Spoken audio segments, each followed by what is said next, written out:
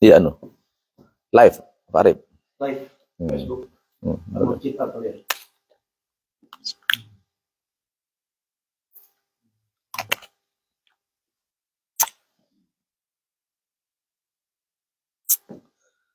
Udah.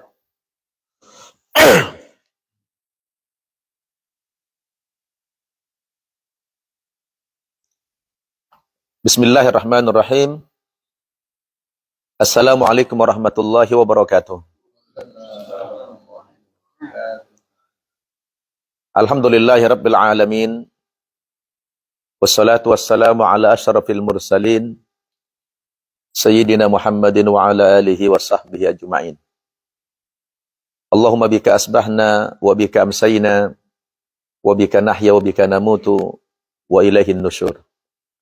Asbahna ala fitratil Islam wa kalimatil ikhlas wa ala dini nabiyyina Muhammadin sallallahu alaihi wasallam wa ala millati abina Ibrahim hanifa wa ma kana minal musyrikin.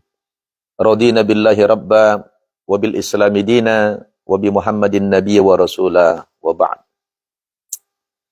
Saudara-saudaraku jamaah salat subuh Masjid At-Tahir rahimakumullah. Kaifa asbahtum? Apa kabar antum semuanya di pagi hari ini? Sehat ya? Pak Najib, gimana Ustaz? Wallahi ana istaqtu ilaikum jami'an. Ini saya tidak ceramah dulu ini. Saya mau cerita apa ya? Ngobrol aja dulu Ustaz Arif, Pak Arif ya. Ini sudah hampir 6 tahun saya tidak kemari. Ya, terakhir bulan September tahun 2018. 2 tahun setelah itu terjadi COVID ya. Dan saya turut merasa kehilangan salah seorang sahabat kita yang sangat luar biasa kontribusinya terhadap perjuangan dakwah kita, yaitu Pak Dono. Ya, rahmatullah alaih. Semoga Allah Subhanahu wa taala menerima beliau sebagai orang yang soleh. InsyaAllah kita semua jadi saksi, beliau adalah orang yang baik, min ahlil khair insyaAllah.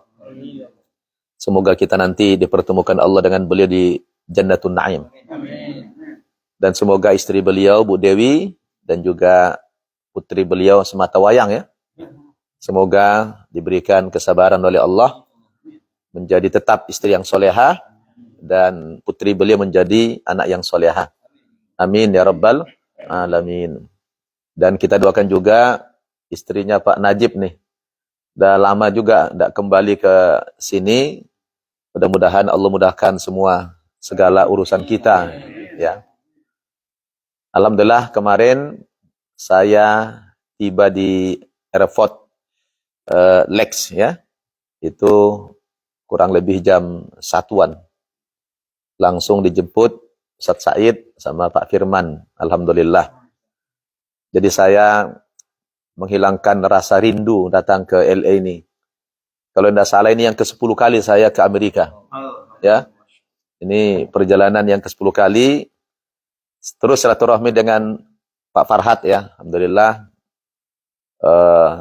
Pak Afat juga. Dan beliau sudah tua. Sekarang regenerasi ya. Di info dilanjutkan oleh Pak Haji ya. Dan sesekali juga dengan Pak Rejo sering kita komunikasi dan juga Pak Ustadz Said.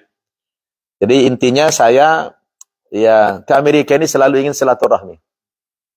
Maka datang saya kemarin ini selalu membawa bekal saya. Ya Pak Arif. Saya datang kemarin ini membawa bekal.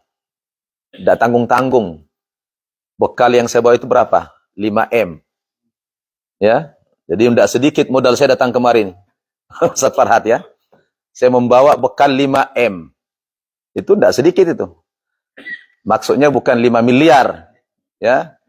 Nah, jadi saya hadir kemarin ini membawa bekal 5M.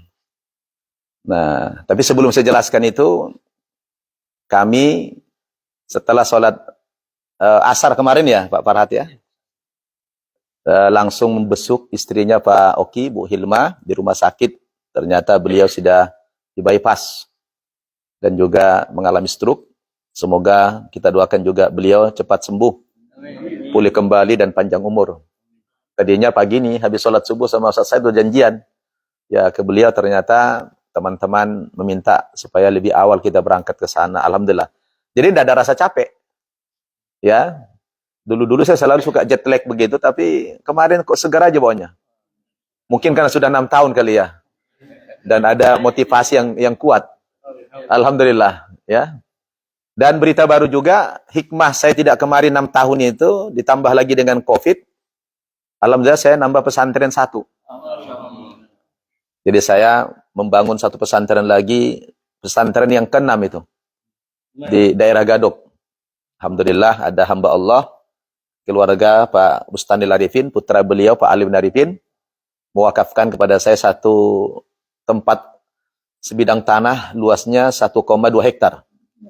Persis di pinggir jalan di Gadok arah ke puncak. Harga tanah di situ per meter minimal 3 juta. Jadi kalau saya total itu hampir 40 miliar nilainya. Tapi bagi orang yang sudah tersentuh iman, uang sebesar itu tidak ada nilainya. Ya, subhanallah. Alhamdulillah itu hikmah COVID. Kemudian dari tahun 2020 sampai hari ini terus membangun. Alhamdulillah, kalau selama ini saya membuat pesantren mu'alaf, tapi khusus yang di Gadok ini saya bikin pesantren modern. Namanya pesantren modern Darul Ilmi Indonesia yang berkiblat ke Gontor. Bahasa pengantarnya cuma bahasa Arab dan Inggris. Alhamdulillah sampai tahun ini jumlah santri kita kurang lebih 250 orang. Nah, alhamdulillah. Nah, itu hikmah COVID dan hikmah tidak kemarin 6 tahun. Mudah-mudahan kemarin lagi jangan 6 tahun lagi lah. Ya, kebetulan visa saya Ustaz Said masih panjang sampai 2024. Nah, saya selalu kenapa base camp saya selalu Los Angeles ini? Setelah saya punya pengalaman lebih 30 state saya keliling di Amerika ini dari tahun 2009. Itu memang yang paling humble itu ya di sini saya rasakan. Enak merakyat gitu kan. Jadi saya betah di sini. Ya. Jadi jumpa dengan orang yang senasib dengan saya. Sama-sama rakyat jelata gitu ya. Kalau saya pergi ke Washington DC jumpa pejabat-pejabat. Di New York juga pejabat-pejabat. Jadi nggak nyaman saya. Di Houston juga orang-orang yang ya orang-orang high class gitu ya. Kalau di sini kita sekelas kita ini ya kan. Jadi enak kita bergaul. Nggak formal gitu kan, nggak kaku gitu ya. Jadi santai Pak Jerijo ya. Enak di sini alhamdulillah. Tadi malam kita mau cari-cari makan. Ya tiba-tiba jumpa dengan Pak Tono. Ya. Ya, jumpa dengan Pak Tono, padahal yang bawa Pak Joko nih. Pak Joko yang sudah niat traktir kita, tiba-tiba dapat Pak Tono, ya ditraktir duluan. Nah inilah nikmatnya silaturahmi itu. Ya, jadi rezekinya min haitsu la yahtasib. Saya sendiri Ustadz, selama COVID orang kan ekonominya begini, terjun. COVID itu di mana-mana ekonominya begini, hancur. Indonesia maupun negara-negara lain hancur. Orang heran. Saya selama COVID bisa membangun pesantren, nilainya lebih daripada 15 miliar. 1 juta dolar lebih. Wah, itu dari mana? Min haitsu la yahtasib. Modalnya apa? Modal silaturahmi aja. Nah, silaturahmi itu jauh lebih penting daripada kita bicara ilmu. Kalau saudara-saudara cari ilmu, tidak perlu undang penceramah sekarang. Ya, cukup buka YouTube, benar nggak? Di YouTube udah banyak, mau modal apa antum? Ceramah. Ya, mau materi apa? Tinggal klik saja, itu ketik. Oh, ceramah tentang ini, penceramahnya sepulan. Dapat ilmu kita, enggak? Tapi yang paling mahal dari guru kita apa? Silaturahmi itu. Kita silaturahmi. Maka saya kemarin membawa bekal apa? 5M tadi. Ya, enggak tanggung-tanggung 5M.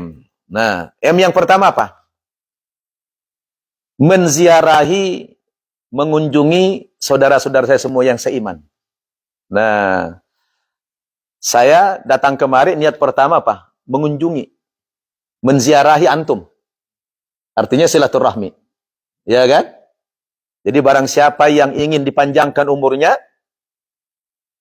diangkat derajatnya, diampunkan dosa-dosanya kata Nabi, falyasil rahimah. Ya sambunglah silaturahmi kata Rasulullah. Ya kan? Jadi niat awal saya kemarin itu yang pertama adalah M-nya pertama, mengunjungi saudara-saudara saya. Kemudian M yang kedua apa? Ingin melihat kemajuan perkembangan Masjid At-Thahir ini. Karena waktu itu saya kemari tahun 2018 ini baru dibeli. Masih gereja. Saya kaget waktu mau dibawa kemari sama siapa waktu itu ya, jemput saya.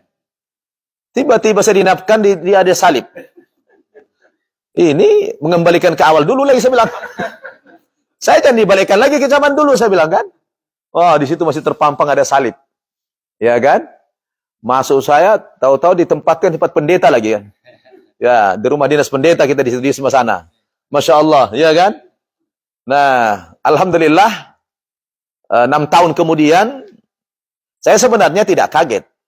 Karena saya ada di grup juga. Nah, saya memang jarang komentar-komentar, karena nggak enak kalau saya dari luar itu komentar-komentar. Takut salah. Cuma saya mengamati aja, melihat terus perkembangan pembangunan ini luar biasa. Subhanallah. Tidak menyangka, ya belasan tahun mungkin, ya Pak Farhad nunggu-nunggu bagaimana kita di LA punya masjid, ya kan? Subhanallah, dengan kesabaran bertahun-tahun, akhirnya Allah kirim juga hamba Allah yang peduli dengan agama kita. Nah, siapa yang nyangka ini? Dengan tadinya gereja dirubah menjadi masjid yang seperti ini, subhanallah. Ya, ini luar biasa sekali. Maka M yang kedua apa tadi? Melihat perkembangan, kemajuan masjid dan juga perkembangan umat Islam di LA pada khususnya ini. Alhamdulillah. Itu niat saya yang kedua. Kemudian M yang ketiga apa? M yang ketiga itu melakukan studi banding. Nah, melakukan studi banding. Studi banding apa yang kita lakukan? Amerika ini secara akidah mayoritasnya tidak Muslim, tidak Islam. Tetapi memang banyak hal-hal positif yang bisa kita ambil dari Amerika ini. Yang kalau kita kaitkan dengan agama kita, kurang lebih seperti pernyataan Muhammad Abduh itu, ya kan? Safartu ila biladi Urubba, fara'aitu fiha al-Islam, walam ajid fiha al-Muslimin. Thumma safartu ila biladil Islamiyah, fara'aitu fiha al-Muslimin, walam ajid fiha al-Islam. Kata Muhammad Abduh itu, rahmatullah alaih, satu hari saya pernah jalan-jalan ke Eropa, kata beliau. Beberapa negara dikunjungi di Eropa sana, ya termasuk juga Barat di sini Amerika lah gitu ya, kurang lebih. Cuma tidak kemari beliau. Ketika saya jalan-jalan ke Eropa itu, di sana aku lihat ada Islam, tetapi saya tidak berjumpa dengan orang-orang Islam. Saat itu cari orang Islam mungkin sulit. Tapi saya melihat suasana keislaman, kata beliau. Jadi ada Islam, tapi tidak ada umat Islam. Mungkin juga ada umat Islam, tapi beliau tidak jumpa. Ya, di Eropa saat itu, dia lihat ada Islam, tetapi tidak ada umat Islam. Thumma safartu ilal biladil Islamiyah. Kemudian di lain waktu, saya jalan-jalan keliling di Timur Tengah, negara-negara Islam. Ketika saya di sana, kata beliau, fara'aitu fiha al-muslimin, walam ajid fiha al-Islam. Di sana, saya berjumpa dengan banyak sekali orang Islam. Di mana-mana orang Islam. Di jalan-jalan, di toko-toko, di pasar-pasar, di mana saja orang Islam. Tetapi saya tidak melihat kehebatan Islam itu. Nah, saya ingin katakan, menirukan ungkapan dari Muhammad Abduh ini, di Barat, di Amerika khususnya juga, kita melihat suasana keislaman itu. Islam dalam pengertian, banyak nilai-nilai yang kita dapatkan di sini, seperti nilai dari segi kebersihannya, ketertibannya, kedisiplinannya, kemudian tidak, tidak suka ngomongin orang, sibuk dengan aktivitasnya. Ini sebenarnya secara nilai, ini adalah ajaran Islam ini. Ya, tapi jangan kita lihat yang negatifnya. Ya, yang negatif banyak. Tapi kita harus adil, ya kan? Yang baik kita ambil, yang tidak baik kita buang. Nah, jadi saya datang kemari juga melakukan studi banding itu. Dan sudah banyak negara. Nah, alhamdulillah dengan dakwah ini, saudara-saudara, saya bisa pergi dakwah sudah 4 benua saya. Ya, kalau hitung benua 4 benua. Ya, ke benua Australia juga sampai, ke benua Eropa juga sampai, ke benua Amerika, Asia gitu ya. Artinya sudah banyak pengalaman, banyak yang kita lihat. Nah, kalau kita bandingkan dengan negara kita, kadang-kadang saya berpikir begini, ya, subhanallah. Indonesia itu, kalau orang-orang dari luar datang ke Indonesia menganggap itu surga, jannah. Ya, Indonesia itu jannah sebenarnya. Terutama dari aspek mana? Dari sumber kekayaan alamnya yang luar biasa. Saya pernah ceramah ke Freeport. Ya, antum tahu lah Freeport ya, di Timika. Itu kita naik harus pakai bis yang 6.000 cc. Karena di gunung sana. Itu kayak di penjara kita naik bisnya. Itu ndak anti peluru. Ndak bisa kita lihat apa di jalan, tahu kita kan tertutup semuanya. Siapa yang nyangka sampai kita ke atas sana, Allahu Akbar, gunung disulap menjadi kota besar. Apa yang tidak ada di gunung itu? Mall ada, bioskop ada, rumah sakit mewah ada, perumahan-perumahan elit banyak. Siapa yang menyangka orang naik ke atas sana itu seperti gunung yang disulap jadi perkotaan yang luar biasa. Karyawan 100.000 itu semua dikasih makan tiap hari. Prasmanan. Bayangkan 100.000 karyawan itu dikasih makan prasmanan. Allahu Akbar. Ini kayanya Indonesia luar biasa. Setiap hari batu itu digiling 350.000 ton. Jadi kalau itu saja menghidupi Indonesia kayaknya kalau dikelola dengan baik itu sudah Masya Allah. Tidak ada lagi negara kita ini, masyarakat kita yang hidup di bawah garis kemiskinan. Belum lagi kita bicara emas yang ada di Newmont, di NTB. Belum bicara batu bara, belum bicara minyak. Negara mana di dunia ini, saudara, yang kekayaan alamnya seperti Indonesia? Tidak ada. Tidak ada. Itu Indonesia nomor 1. Saya udah keliling Eropa juga. Lihat, tidak ada. Saya, Amerika ini udah banyak sekali keliling kan, 30 state lebih. Ke Kanada juga, ada berapa state saya keliling Kanada. Tidak ada. Kalau mau kita lakukan dibanding. Kekayaan Indonesia itu luar biasa. Allahu Akbar. Maka kalau kita baca Quran, surat An-Nahl, ayat 113, kalau tidak salah itu, Allah mengatakan dalam Al-Quran itu, وَضَرَبَ اللَّهُ مَثَلًا قَرْيَةً كَانَتْ آمِنَةً مُطْمَئِنَّةً يَأْتِيهَا رِزْقُهَا رَغَدًا مِنْ كُلِّ مَكَانٍ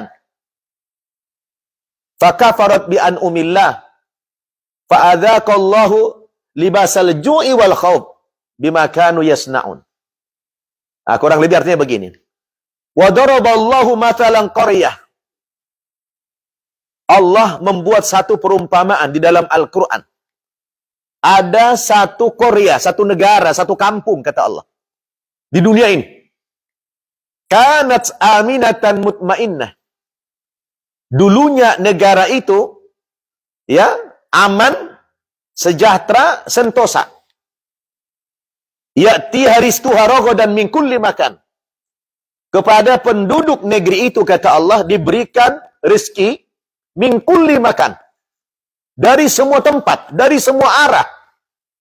Ya, seolah-olah Al-Qur'an mengatakan dari semua arah itu dari langitnya turun. Dari gunungnya ada rezeki. Dari pertaniannya ada rezeki, dari sawahnya, dari lautnya, dari semua ada rezeki. Artinya negeri itu dikeroyok dengan rezeki yang banyak. Min kulli makan, dari semua arah, dari semua tempat diberikan rezeki. Kepada siapa? Kepada penduduknya itu. Sehingga mereka menjadi aman, sejahtera, sentosa, secara ekonomi makmur. Satu negara itu. Tapi sayang kata Allah, penduduknya fakafarat bi an'umillah. Mayoritas penduduk negeri itu kata Allah mengingkari nikmat-nikmat Allah itu. Bahkan merubah nikmat Allah itu menjadi maksiat. Nikmat ditukar menjadi maksiat. Dikasih Allah rezeki yang banyak, tapi rezeki itu digunakan untuk maksiat, untuk durhaka kepada Allah Subhanahu wa taala. Akibatnya apa? Kepada masyarakat penduduk tadi yang tadinya kaya raya, sejahtera, sentosa, aman, karena kufur nikmat kepada Allah Subhanahu wa taala, maka Allah memberikan kepada mereka hukuman. Fa'adzaqahallahu libasal ju'i wal khauf bima kanu yasnaun. Allah menyiksa mereka. Allah mendatangkan kepada mereka hukuman. Apa hukumannya? Ada dua disebutkan dalam ayat itu paling minimal. Allah merasakan kepada mereka libasal ju. Libasal ju. Bukan ju. Ya. Kalau ju itu artinya lapar. Tapi kata Allah bukan ju. Fa'adzaqahallahu libasal ju. Allah menyiksa mereka, menghukum mereka, mengazab mereka dengan apa? Pakaian kelaparan. Itu indahnya bahasa Quran itu. Allah tidak katakan kelaparan. Kalau kelaparan kita paham. Orang kelaparan itu kalau dikasih makan, 1 piring, 2 piring, kenyang ya sudah. Kan begitu. Tapi hukuman yang Allah berikan kepada negara itu apa? Penduduknya diberikan libas salju, pakaian kelaparan. Artinya apa? Apa itu artinya pakaian kelaparan itu? Ini pakaian ini. Ini pakaian. Kita kemana-mana pakai pakaian kan?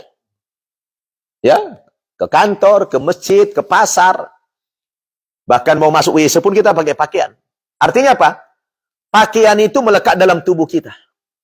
Pakaian itu melekat dalam tubuh kita. Jadi kalau kalimat libas salju, berarti lapar itu laksana pakaian.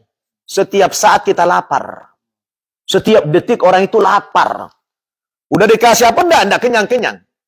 Ini adalah tamsilan. Jadi kalau kita lihat, kalau ada pejabat, contohnya penguasa, gajinya gede. Tunjangannya besar. Fasilitas negara dapat rumah, dapat kendaraan, dapat macam-macam, itu gede. Tapi masih korupsi, masih menipu, masih kolusi. Wah, itu sebenarnya yang bersangkutan sudah dihukum oleh Allah. Azab itu azab sebenarnya. Dia merasa nyaman. Padahal enggak. Itu azab Allah kepada yang bersangkutan. Sehingga dia merasakan libas salju. Lapar yang terus-menerus. Tidak pernah kenyang dia itu. Jadi antum jangan heran. Kalau ada orang begitu, sebenarnya yang bersangkutan dia diazab sama Allah. Azabnya apa? Libas salju itu yang pertama. Yang kedua apa? Walakau. Di sisi lain, orang yang bersangkutan juga punya rasa takut yang luar biasa. Wah, nanti kalau ketahuan KPK, wah itu, apa namanya, dua-duanya azab itu. Ya, jadi orang itu tersiksa dengan rasa takut. Banyak nggak kita lihat di dunia ini begitu? Banyak kan? Orang beriman itu takutnya hanya kepada Allah. Coba lihat COVID kemarin. Rasa takut kita luar biasa kan? Ada uang nih, mau ke ATM aja, harus semprot-semprot dulu itu. Benar nggak? Capek banget ya, tersiksa banget kita, semprot. Ngambil uang, apa? ATM. Dari dompet, semprot lagi itu. Keluarkan ATM-nya, semprot dulu, masukin. Keluar uang, semprot lagi. Setiap keluar, semprot. Tarik lagi, semprot lagi. Itu rasanya tersiksa banget, tidak kan? Kenapa? Itu ada rasa takut. Takut yang sangat luar biasa berlebihan. Takut itu manusiawi. Tapi kalau takut yang sangat berlebihan, itu apa? Itu adalah azab dari Allah Subhanahu wa Ta'ala. Setiap kita ada merasa takut, tapi jangan berlebihan. Kalau takut itu ada sebenarnya hukuman. Sanksi dari Allah Subhanahu wa Ta'ala, bima kanu yasnaun. Karena akibat perbuatan kita. Jadi kalau saya baca ayat ini, saya kurang lebih saya selalu katakan, ini seolah-olah ayat ini bicara Indonesia ini. Benar nggak? Seolah-olah ayat ini bicara tentang Indonesia. Sebuah negara yang kaya raya. Tidak ada di dunia ini sekaya Indonesia itu. Kalaulah negara itu pemimpinnya amanah, dikelola dengan baik, saya pikir tidak ada lah orang yang sampai hidup di bawah garis. Tiap orang punya mobil itu. Betul tidak? Indonesia itu subhanallah. Maka orang asal berkunjung ini janda-janda. Tahun 70-an aja. Malik Faisal. Saya baca bukunya Buya Natsir rahmatullah alaih. Ketika Malik Faisal pertama kali mendarat di Indonesia, itu dulu bandarnya masih Kemayoran. Ya. Ketika mutar-mutar pesawat dia di udara, dia lihat Indonesia Hijarano itu. Begitu dia turun, disambut sama Buya Natsir. Turun dari pesawat. Yang mula-mula dilakukan Malik Faisal apa? Dia sujud di bumi Indonesia, di Kemayoran itu. Setelah dia bangkit apa dia bilang? hadzal firdausu fid dunya. Ini adalah surga firdaus di dunia. Jadi orang-orang luar yang datang ke Indonesia itu menganggap kita surga. Ya kan? Subhanallah. Orang-orang kemana itu? Ke Indonesia. Luar biasa. Nah, tapi sayang, mayoritas penduduknya sekarang coba lihat di mana-mana bencana alam yang luar biasa. Terakhir ini Padang. Di mana-mana bencana yang luar biasa. Kenapa? Karena agama kita sekarang, saudara-saudara, saya bocorkan aja nih. Islam ini sekarang hanya rame di perkotaan saja. Pindah ke kota agama itu sekarang. Kalau dulu kan zaman-zaman tahun 70-an sebelum 90 lah. Di mana makmur agama? Di desa-desa. Iya kan? Kota dulu masih jahiliyah. Di desa-desa yang dulu luar biasa. Sekarang terbalik. Di desa-desa sekarang jahiliyah. Yang namanya narkoba, yang namanya pergaulan bebas. Itu Masya Allah. Asal mau kawin, udah hamil duluan. Itu di pelosok sekarang begitu. Kenapa?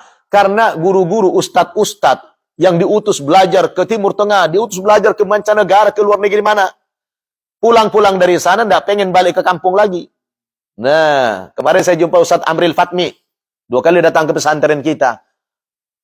Ustadz, dia bilang sama saya ini doktor. Doktor pertama akidah dari Indonesia di Al-Azhar University, di Al-Azhar Syarif. Beliau Dr. Amril Fatmi, itu Bu, adalah peraih doktor pertama di bidang akidah. Di bidang akidah.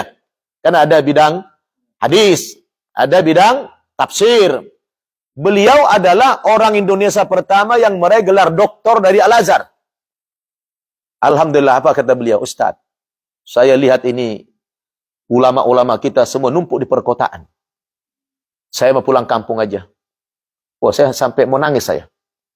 Karena saya juga keliling-keliling pelosok-pelosok begitu kan. Kenapa? Desa-desa sekarang ini, waduh, lebih canggih daripada orang kota sekarang maksiatnya. Kenapa? Tidak ada lagi bimbingan agama. Masjid-masjid udah pada sepi. Hah? Bikin pengajian pakai undangan resmi yang datang sedikit. Orang acara dangdutan tanpa undangan rame.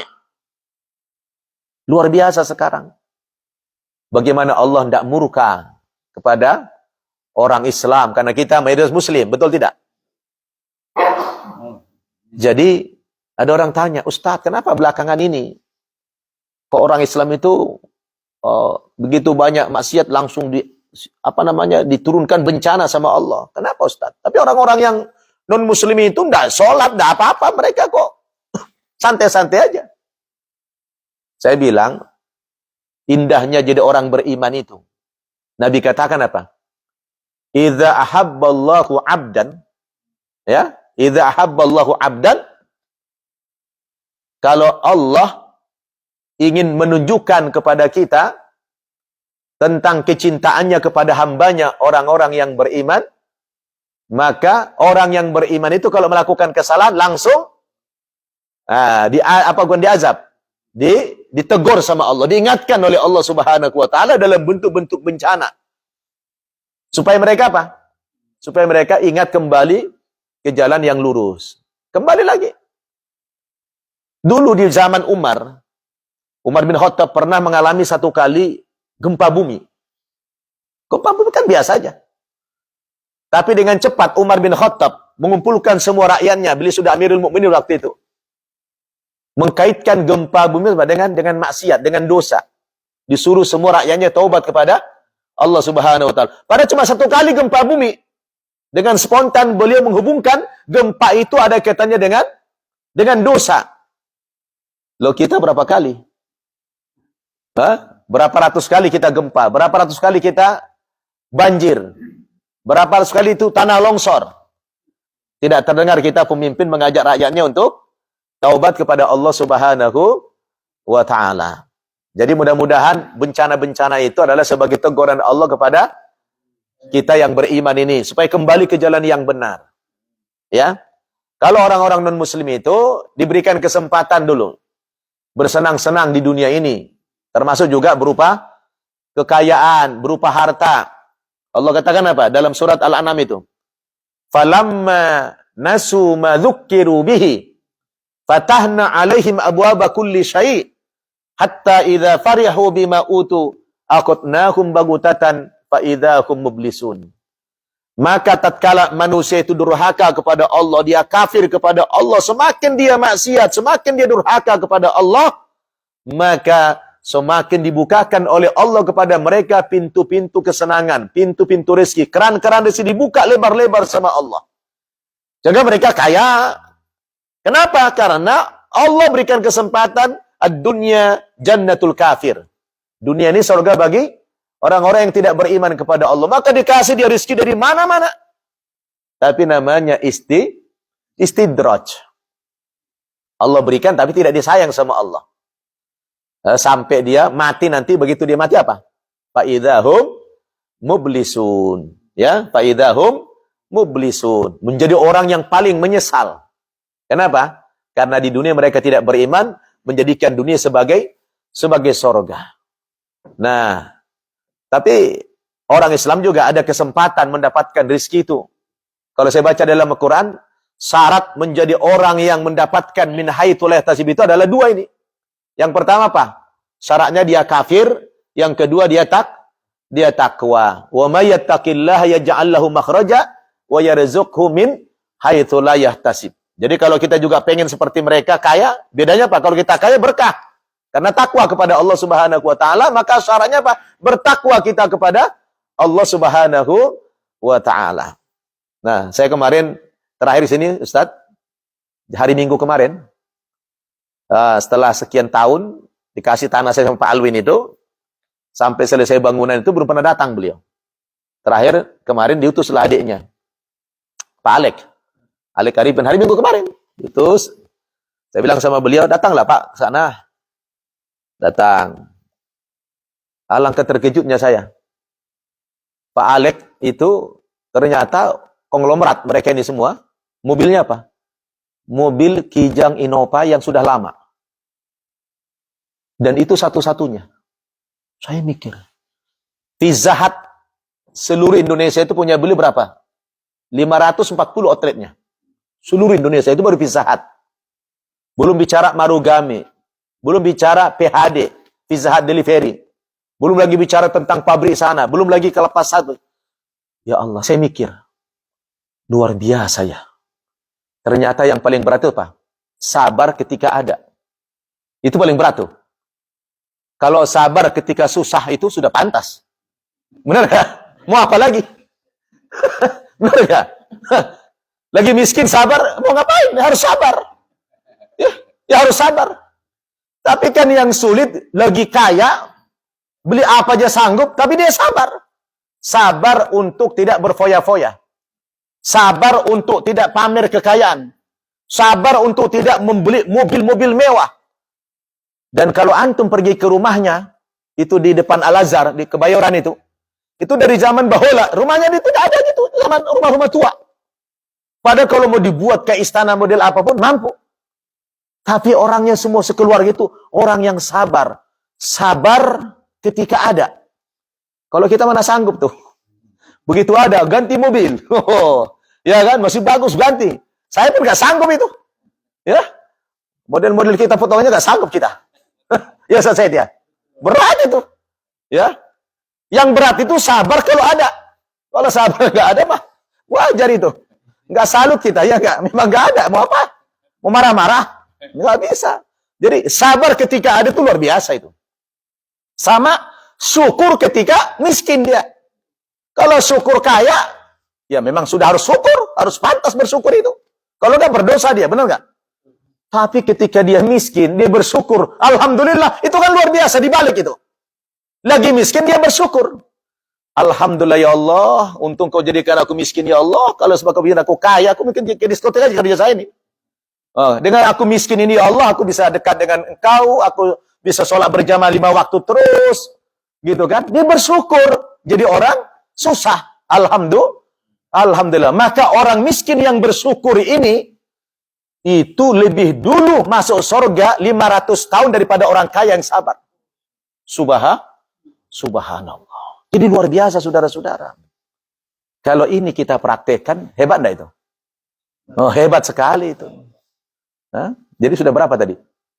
3. 2 lagi penting dulu itu. Nah, ini udah. Ya, antum mau kerja ini ya. Pending dulu itu. Yang dulu pending dulu, antum mau kerja nih.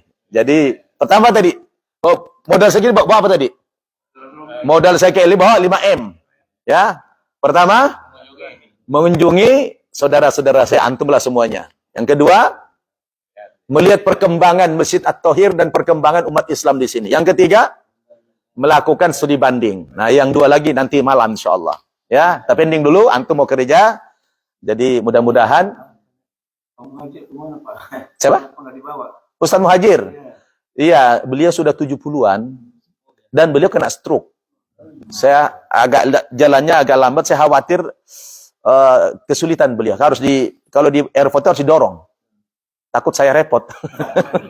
Tidak mampu saya, takut saya gak sabar juga kan. Nah, jadi saya tidak kabari beliau kemarin. Tapi memang beliau minta-minta. Ustadz, kalau antum ke Amerika jangan lupa ikut saya. Ajak saya, katanya kan. Tapi saya ingat umurnya sudah 72 sekarang ini. Jadi, udah berat lah. Kalau saya kan masih anak muda. Nah, ya, masih alhamdulillah lah ya. Cucu baru 1. Alhamdulillah. Nah, jadi yang 2 pending ya. Antar sore insyaallah ya. Ini antum mau kerja soalnya. Saya enggak itu saya bicara begini, kalau saya mah santai. Namanya juga ziarah ya kan. Baik, mudah-mudahan silaturahmi kita ini bermanfaat. Ini saya ngobrol aja kayak ceramah ini ya. Kita ngobrol insyaallah bermanfaat. Kita tutup dengan doa kafaratul majelis. Subhanakallahumma bihamdik asyhadu an la ilaha illa anta astaghfiruka wa atubu ilaik. Wassalamualaikum warahmatullahi wabarakatuh.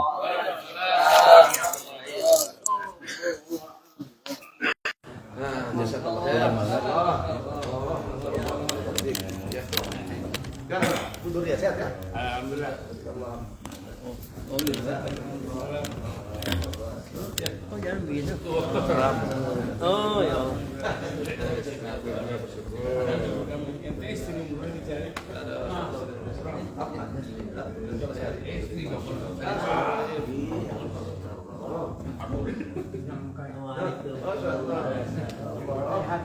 Kangen sama antum.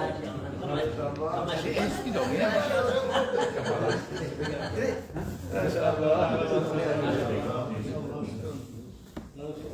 Itu Pak.